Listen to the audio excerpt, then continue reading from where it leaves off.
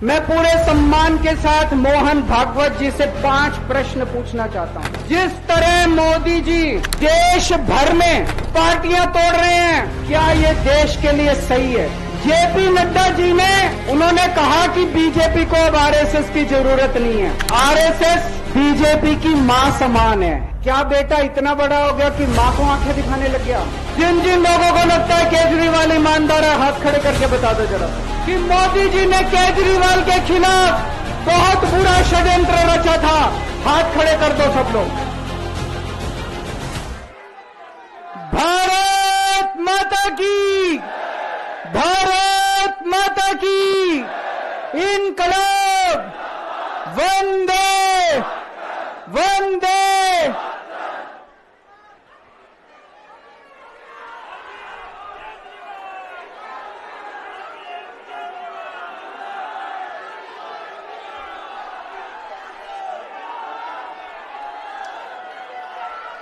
कैसे आप लोग?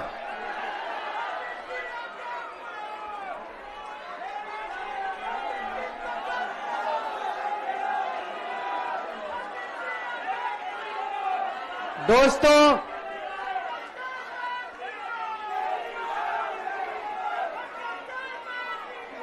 आज आप लोगों के बीच में आके बहुत अच्छा लग रहा है और आज यहां जंतर मंतर पे पुराने दिन याद आ गए। मेरे को आज भी याद है, तारीख भी याद है, 4 अप्रैल 2011 का दिन था, जब आजाद भारत का भ्रष्टाचार विरोधी सबसे बड़ा आंदोलन, अन्ना आंदोलन, यहां जंतर मंतर से शुरू हुआ था।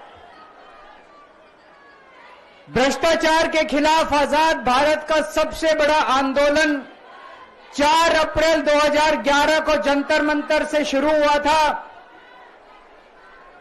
1.5-2 साल, कभी जंतर मंतर, कभी मुंबई, कभी रामलीला मैदान। लेकिन उस वक्त की सरकार भी बहुत अहंकारी थी, उन्होंने हमारी बात नहीं मानी, चैलेंज करते थे, चुनाव लड़के दिखाओ, जीत के दिखाओ, चुनाव लड़के दिखाओ, जीत के दिखाओ, कहते थे ना। हम तो छोटे से लोग थे, हमें तो चुनाव लड़ना नहीं आता था, और चुनाव लड़ने के लिए पैसा चाहिए, गुंडे चाहिए, आदमी चाहिए। हमारे पास तो ना पैसा था, ना आदमी थे, ना गुंडे थे, हम चुनाव कैसे लड़ते? पर वो बार बार कहते थे चुनाव लड़के दिखाओ, चुनाव लड़के दिखाओ। हम भी चुनाव लड़ लिए और देखो जनता ने हमको जिता दिया। पहली बार में दिल्ली में आम आदमी पार्टी की सरकार बन गई।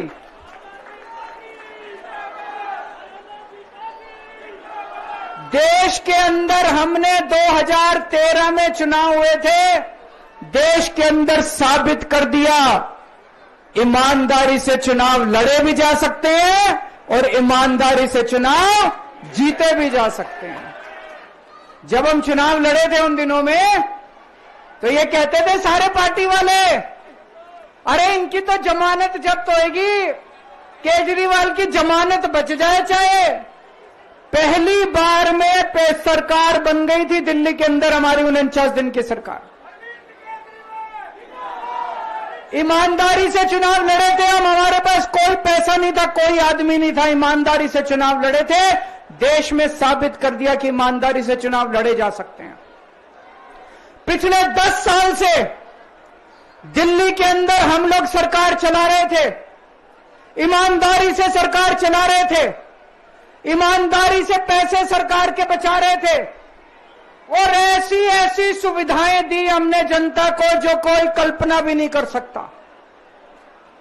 बिजली 24 घंटे कर दी, बिजली फ्री कर दी, बिजली पानी फ्री कर दिया, महिलाओं के लिए बसों का किराया मुफ्त कर दिया, बुजुर्गों के लिए तीर्थ यात्रा कर दी, शानदार अस्पताल मोहल्ला क्लिनिक बना दिए, लोगों का इलाज मुफ्त कर दिया, शानदार स्कूल बना दिए, लोगों की शिक्षा शानदार कर दी, बच्चों को भविष्य दे दिया। 10 साल ईमानदारी से काम किया। मोदी जी को लगने लगा कि अगर इनसे जीतना है तो इनकी ईमानदारी पे चोट करो, इनको बेईमान साबित करो। तो प्रधानमंत्री जी ने एक षड्यंत्र रचा। उन्होंने षड्यंत्र रचा, केजरीवाल को बेईमान साबित करो, मनीष सिसोदिया को बेईमान साबित करो, आम आदमी पार्टी को बेईमान साबित करो। और षड्यंत्र रच के इन्होंने हमारे सारे बड़े बड़े नेताओं को एक एक करके जेल में डाल दिया। दोस्तों, अब हम जेल से बाहर आ गए और जेल से बाहर आने के बाद मैंने इस्तीफा दे दिया। आपके मन में यह चल रहा होगा कि केजरीवाल ने इस्तीफा क्यों दिया। मैंने इस्तीफा इसलिए दिया क्योंकि मैं ये सब करने के लिए, गंद करने के लिए नहीं आया था। मैं भ्रष्टाचार करने के लिए नहीं आया था। मैं सत्ता का लालच, सत्ता की भूख नहीं है मेरे को सीएम की कुर्सी की भूख नहीं है। मैं पैसे कमाने नहीं आया। पैसे कमाने होते इनकम टैक्स कमिश्नर की नौकरी करता था। उस नौकरी में जितने करोड़ों रुपए चाहता मैं कमा सकता था। पैसे नहीं कमाने, देश के लिए आए थे, भारत माता के लिए आए थे, देश की राजनीति बदलने के लिए आए थे। दोस्तों,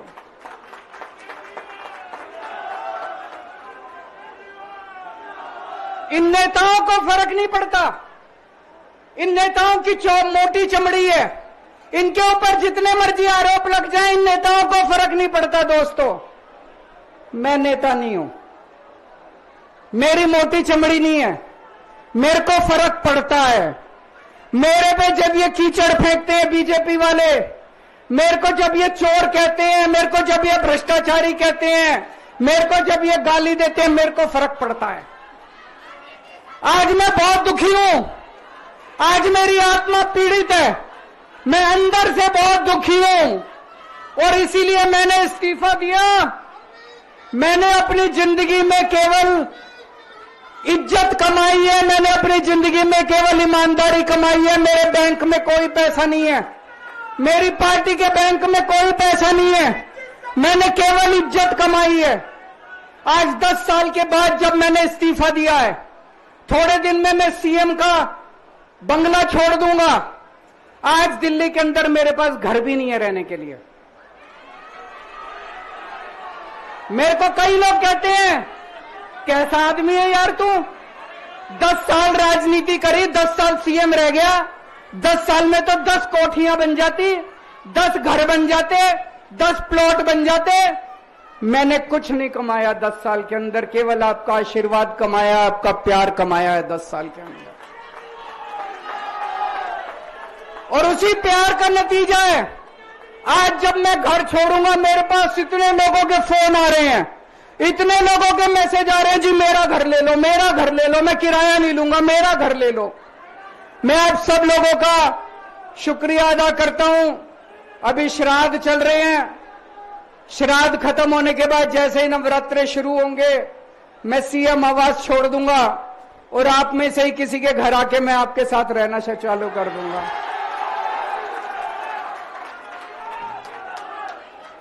इन्होंने, मोदी जी ने हमारे ऊपर सबसे कठोर कानून लगाया, इस देश का ईडी का कानून, पीएमएलए। उसमें बेल भी नहीं मिलती, उसमें बेल भी नहीं मिलती, लेकिन केस फर्जी था। मैं शुक्रिया अदा करता हूं सुप्रीम कोर्ट का, उन्होंने हम सबको बेल दे दी, क्योंकि उनको भी पता था कि केस खत्म है, केस बेकार है। उन्होंने हम सबको बेल दे दी। लेकिन जैसे मैंने कहा, मैंने केवल ईमान, जब मैं जेल से आया, मैंने मन में सोचा था, जब तक कोर्ट मेरे को बाइज्जत बरी नहीं कर देता, मैं दोबारा कुर्सी पे नहीं बैठूंगा। लेकिन मेरे को वकीलों ने कहा, यह केस अभी 8 साल चल सकता है, 10 साल चलेगा, 15 साल चलेगा, यह केस का कोई भरोसा नहीं है, यह केस अभी बहुत लंबा चलेगा। तो मैंने तय किया, मैं अपनी जनता की अदालत में जाऊंगा, जनता से पूछूंगा कि जनता मेरे को बताए कि मैं बेईमान हूं कि मैं ईमानदार हूं। मैं दाग के साथ नहीं जी सकता। दाग के साथ काम करना तो दूर की बात है, मैं इस दाग के साथ मैं जी भी नहीं सकता, मैं जिंदा भी नहीं रह सकता। मैं आपसे पूछना चाहता हूं, अगर मैं बेईमान होता, क्या मैं दिल्ली में बिजली फ्री कर सकता था? दिल्ली में बिजली फ्री करने के 3,000 करोड़ रुपए लगते हैं। अगर मैं बेईमान होता, ये 3,000 करोड़ रुपए खा जाता, बिजली फ्री करने की क्या जरूरत थी? अगर मैं बेईमान होता, क्या मैं महिलाओं का किराया फ्री करता? क्या जरूरत थी फ्री करने की? पैसे खा जाता सारे। अगर मैं बेईमान होता, क्या आपके बच्चों के लिए स्कूल बनवाता? सारे पैसे खा जाता। अगर मैं बेईमान होता, आपका इलाज मुफ्त करता? पैसे खा जाता सारे। इन लोगों की 22 राज्यों में सरकार है, 22 राज्यों में कहीं बिजली फ्री नहीं है। तो चोर कौन है? इनकी 22 राज्यों में सरकार है, कहीं महिलाओं का किराया फ्री नहीं है, तो चोर कौन है? आज आपके बीच में आया हूं, आपसे पूछने के लिए आया हूं, केजरीवाल चोर है या केजरीवाल को जेल भेजने वाले चोर हैं? जिन जिन लोगों को लगता है केजरीवाल ईमानदार है, हाथ खड़े करके बता दो जरा से। ये कैमरे वाले जरा से दिखा दो कि दिल्ली की जनता क्या सोचती है। जिन जिन लोगों को लगता है कि मोदी जी ने केजरीवाल के खिलाफ गंदा राजनीतिक षड्यंत्र रचा था, जिन जिन लोगों को लगता है कि मोदी जी ने केजरीवाल के खिलाफ बहुत बुरा षड्यंत्र रचा था, हाथ खड़े कर दो सब लोग।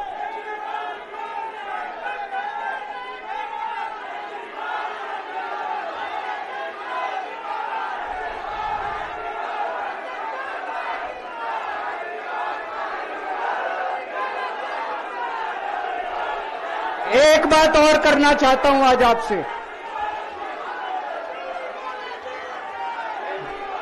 एक बात और करना चाहता हूं, बड़े ध्यान से सुनना। एक बात और बहुत जरूरी बात है, सारे जने बड़े ध्यान से सुनना। ये आरएसएस वाले कहते हैं हम राष्ट्रवादी हैं, आरएसएस वाले कहते हैं हम देशभक्त हैं। आज मैं पूरे सम्मान के साथ, आरएसएस के प्रमुख हैं श्री मोहन भागवत जी, मैं पूरे सम्मान के साथ मोहन भागवत जी से 5 प्रश्न पूछना चाहता हूं और आपका समर्थन चाहता हूं। अगर मैं कोई गलत प्रश्न पूछूं तो बता देना, और सही प्रश्न पूछूं तो मैं आपसे हाथ खड़ा करवा के पूछूंगा। मेरा पहला प्रश्न है मोहन भागवत जी से, जिस तरह मोदी जी देश भर में लालच देके या ईडी और सीबीआई की धमकी देके, डरा के दूसरी पार्टी के नेताओं को तोड़ रहे हैं, पार्टियां तोड़ रहे हैं, सरकारें गिरा रहे हैं, क्या यह देश के लिए सही है? मैं मोहन भागवत जी से पूछना चाहता हूं, क्या आप नहीं मानते कि यह भारतीय जनतंत्र के लिए हानिकारक है? पूछना चाहिए कि नहीं पूछना चाहिए मोहन भागवत जी से? मेरा दूसरा प्रश्न है उनसे, देश भर में सबसे भ्रष्टाचारी नेताओं को मोदी जी ने अपनी पार्टी में शामिल करवा लिया। जिन नेताओं को कुछ दिन पहले मोदी जी ने खुद सबसे भ्रष्टाचारी बोला, जिन नेताओं को अमित शाह जी ने खुद भ्रष्टाचारी बोला, कुछ दिन के बाद उनको बीजेपी में शामिल करा लिया। मैं मोहन भागवत जी से पूछना चाहता हूं, क्या इस प्रकार की राजनीति से आप सहमत हो? क्या आपने कभी ऐसी बीजेपी की कल्पना की थी? पूछना चाहिए कि नहीं पूछना चाहिए मोहन भागवत जी से? मेरा तीसरा प्रश्न है मोहन भागवत जी से, बीजेपी आरएसएस की कोख से पैदा हुई है कि नहीं है? कहा जाता है ये देखना आरएसएस की जिम्मेदारी है कि बीजेपी पथभ्रष्ट ना हो। मैं मोहन भागवत जी से पूछना चाहता हूं, क्या आप आज की बीजेपी के इन कदमों से सहमत हैं? क्या आपने कभी मोदी जी से यह सब ना करने के लिए बोला? मोहन भागवत जी बताएं कि क्या आपने मोदी जी को यह सब गलत हरकतें करने से रोका कभी? पूछना चाहिए नहीं पूछना चाहिए? मेरा चौथा प्रश्न है मोहन भागवत जी से। जेपी नड्डा जी ने लोकसभा चुनाव के दौरान उन्होंने कहा कि बीजेपी को अब आरएसएस की जरूरत नहीं है। आरएसएस बीजेपी की मां समान है कि नहीं है? क्या बेटा इतना बड़ा हो गया कि मां को आंखें दिखाने लग गया? क्या बेटा इतना बड़ा हो गया कि आज मां को आंखें दिखाने लग गया? जिस बेटे को पाल पोस के बड़ा किया, जिस बेटे को प्रधानमंत्री बनाया, आज वो बेटा पलट के मां को अपनी आंखें दिखा रहा है। मातृतुल्य संस्था आरएसएस आज वो बेटा अपनी मातृतुल्य संस्था को आंखें दिखा रहा है। मैं मोहन भागवत जी से पूछना चाहता हूं, जब नड्डा जी ने ये कहा तो आपके दिल पे क्या गुजरी, आप जरा बताइए इस देश को। क्या आपको दुख नहीं हुआ? मैं आरएसएस के हर कार्यकर्ता से पूछना चाहता हूं, जब नड्डा जी ने कहा कि हमें आरएसएस की जरूरत नहीं है, क्या आरएसएस के हर कार्यकर्ता को दुख नहीं हुआ? मेरा पांचवा प्रश्न मोहन भागवत जी से मैं कहना चाहता हूं, आप ही लोगों ने मिलकर कानून बनाया था कि 75 साल के होने पे कोई भी व्यक्ति रिटायर होगा। इस कानून के तहत आडवाणी जी को रिटायर कर दिया, मुरली मनोहर जी जैसे बड़े बड़े नेताओं को रिटायर कर दिया, बीसी खंडूरी जी को रिटायर कर दिया, कलराज मिश्र को रिटायर कर दिया, शांता कुमार को और पता नहीं कितने लोगों को रिटायर कर दिया। अब अमित शाह जी कह रहे हैं कि यह नियम मोदी जी पे लागू नहीं होगा। तो मैं मोहन भागवत जी से पूछना चाहता हूं, क्या आप इससे सहमत हो कि जो नियम आडवाणी जी पे लागू हुआ वो मोदी जी पे लागू नहीं होना चाहिए? आप ये पूछना चाहते हैं कि नहीं पूछना चाहते? पूरा देश आज मोहन भागवत जी से ये प्रश्न पूछना चाहता है। एक और बात रखना चाहता हूं मैं, प्रश्न के रूप में नहीं है। आज हमारे देश के अंदर शिक्षा व्यवस्था का बहुत बुरा हाल है। जिनके पास पैसा है वो अपने बच्चों को प्राइवेट स्कूलों में भेज देते हैं, जिनके पास पैसा नहीं है वो मजबूरी में सरकारी स्कूलों में भेजते हैं। 75 साल के अंदर सरकारी स्कूलों का बेड़ा गर्क कर दिया हर सरकार ने इस देश के अंदर। लेकिन ऊपर वाले की कृपा है कि ऊपर वाले ने इस देश को एक मनीष सिसोदिया दे दिया। 75 साल के बाद इस देश में एक ऐसा शख्स आया जिसने गरीबों के बच्चों को भविष्य की एक उम्मीद दी। एक रिक्शे वाले का बेटा, मजदूर का बेटा, किसान का बेटा, जिसे कोई उम्मीद ही नहीं बची थी कि मेरे बच्चे बड़े होकर कुछ बन सकते हैं, आज उनके बच्चों को अच्छी शिक्षा देकर मनीष सिसोदिया ने उनको उम्मीद दी है। ऐसे मनीष सिसोदिया को प्रधानमंत्री मोदी जी ने 2 साल जेल में रखा। मनीष सिसोदिया की जिंदगी उसकी अपनी जिंदगी नहीं है। मनीष सिसोदिया की जिंदगी देश की जिंदगी है। मनीष सिसोदिया का एक एक जिंदगी का पल इस देश का पल है। ये 2 साल मनीष सिसोदिया के खराब नहीं हुए, ये 2 साल इस देश के खराब हुए हैं। अगर आज मनीष सिसोदिया जेल के बाहर होता, न जाने कितने और नए स्कूल बनते, न जाने कितने बच्चों को शिक्षा मिलती। तो मैं मोहन भागवत जी से भी पूछना चाहता हूं कि क्या आरएसएस इस किस्म की हरकतों से सहमत है? ये सारे प्रश्न आज मैंने मोहन भागवत जी के सामने रखे हैं। मैं उम्मीद करता हूं कि वो इन प्रश्नों के जवाब देंगे। और ये प्रश्न केवल मोहन भागवत जी के लिए नहीं है। इस देश से प्यार करने वाले हर शख्स, इस देश के हर देशभक्त को, भारत माता की पूजा करने वाले भारत माता के हर सपूत को मैं ये प्रश्न पूछना चाहता हूं, इस पे चिंतन जरूर करना। आरएसएस के हर व्यक्ति से मैं कहना चाहता हूं, आपको हो सकता है केजरीवाल पसंद ना हो, आपको हो सकता है आम आदमी पार्टी पसंद ना हो, लेकिन देश की खातिर इन मेरे उठाए गए मुद्दों पे चिंतन जरूर करना दोस्तों। ये आने वाला चुनाव मामूली चुनाव नहीं है। यह दिल्ली का आने वाला चुनाव केजरीवाल की अग्नि परीक्षा है। अगर आपको लगता है केजरीवाल ईमानदार है तो केजरीवाल को वोट देना। अगर आपको लगता है केजरीवाल बेईमान है, मुझे कतई वोट मत देना।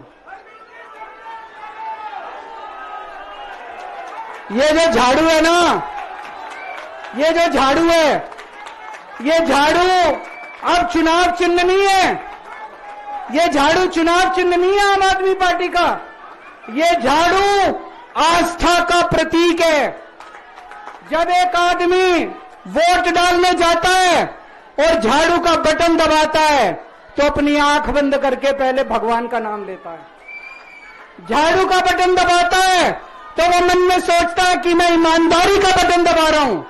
झाड़ू का बटन दबाता है तो वो ये सोचता है कि मैं एक ईमानदार सरकार बनाने का बटन दबा रहा हूं। इस झाड़ू का बटन तभी दबाना अगर आपको लगे केजरीवाल ईमानदार है, नहीं तो इस झाड़ू का बटन मत दबाना दोस्तों। भारत माता की।